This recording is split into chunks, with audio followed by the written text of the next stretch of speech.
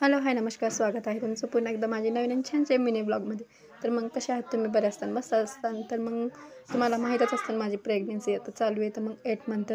तर मग त्यासाठी आमचं पण यश कधी कधी मोबाईल बघतो, त्यामध्ये खाण्याची वस्तू असली डिश त्याला दिसली की ती म्हणतो कर.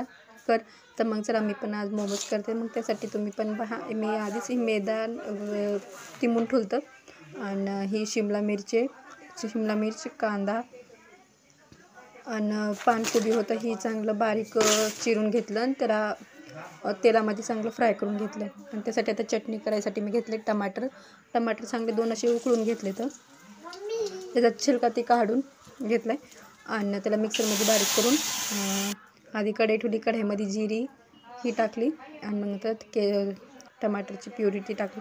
त्यानंतर मीठ टाकलं चवीनुसार, काळं मीठ टाकलं थोडं आणि ती चटणी चांगली आपली तयार झाली. आणि हे पहा, हे मोमोज बे चांगले लाटून स्टफिंग करून हे ठेवून दिलेली आहे आणि चांगली उकळी एक पाण्यामध्ये उकळी उसर हे आपण उकळून घेतलेत मोमोज. चला तर मग या तुम्ही पण खायला. व्हिडिओ बघितला त्यामुळं सबस्क्राईब करा.